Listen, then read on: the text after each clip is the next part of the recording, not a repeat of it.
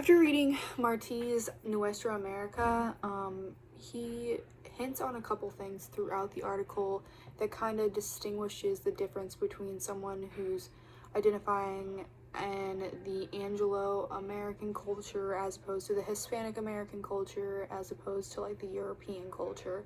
So as we know, all these individuals are coming together in sort of a melting pot and colliding.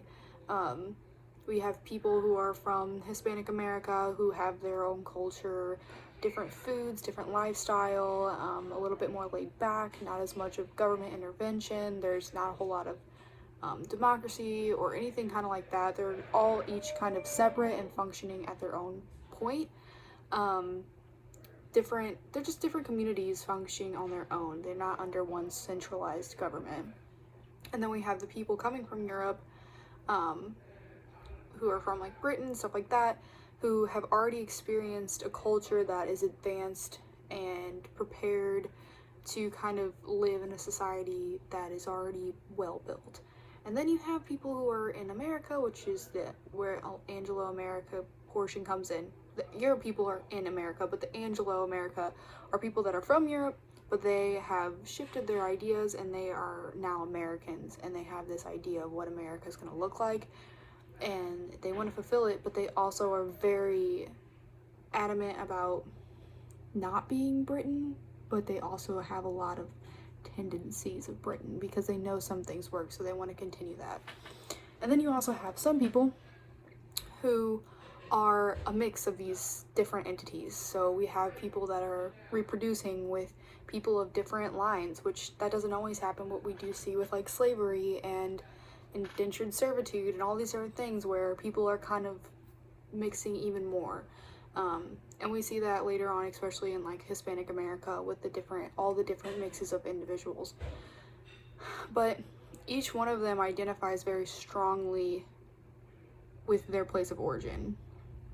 And the difference is Marti kind of talks about Anglo-America as a place where people are prime and prep, and they were set up for success. They were born with a silver spoon in their mouth, and there's nothing wrong. And we kind of talked about this in class the other day, but basically the idea that, you know, it didn't have to be one man, it didn't have to be Washington, or it didn't have to be any of those people. It could have been any of those men that came over because they were already prepared for success. They already had the tools, they had the resources, and they knew what they were doing, and they had a whole community of people behind them that were going to support them.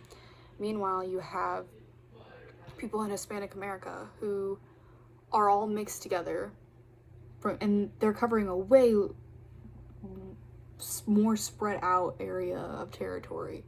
And there's different groups here, and there's no central government, and there's no understanding of who's leading and who's doing what. And so they're kind of all mixed up.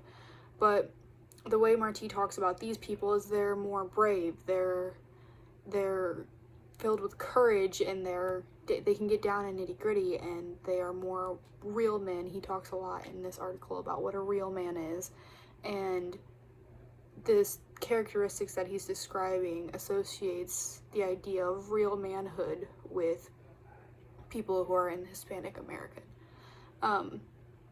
But to hit on the second part of the question about the blood tiger, I'm gonna mess it up. I'm not gonna say it in Spanish because I don't remember exactly what it was word verbatim, and I can't see it right now, but the idea of this tiger. So I have a couple different ideas about this.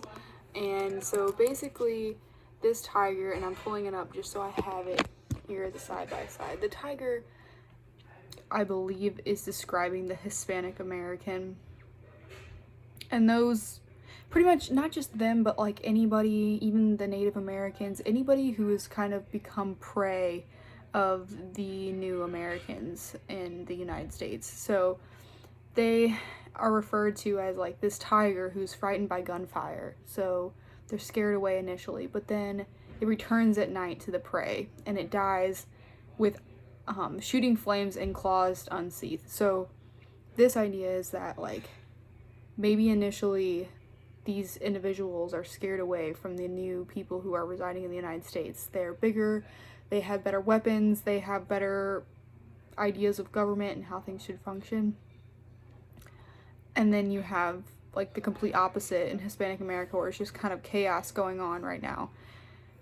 But that's not to say that they're any less. In fact, I think Marti is hitting on the fact that they are a tiger. Like, a gunfire is nothing compared to an animal that could potentially kill you. I mean, gunfire could kill you if you know how to use it, but in comparison to a tiger that's courageous and strong and can take things on and tear it apart with its teeth, I think this idea is that, like, Hispanic America can just come back and fight, and they don't have to bow down to these new people that have come into their territory.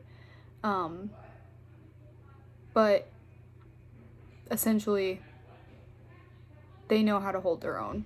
And although things might not be what they want them to be, and they might look inferior to these people, in all reality they're not, because they have the knit and grit. They know how to fight. They know how to, like, really survive in a society where surviving is an everyday thing. It's not just I wake up and I know what I'm going to do today. It's, okay, I need to wake up and figure out what my next meal is going to be, or anything along those lines. So I hope that's what it means, because that's how I read it, but maybe it's not. But I guess we'll find out. So that's all I got. Bye!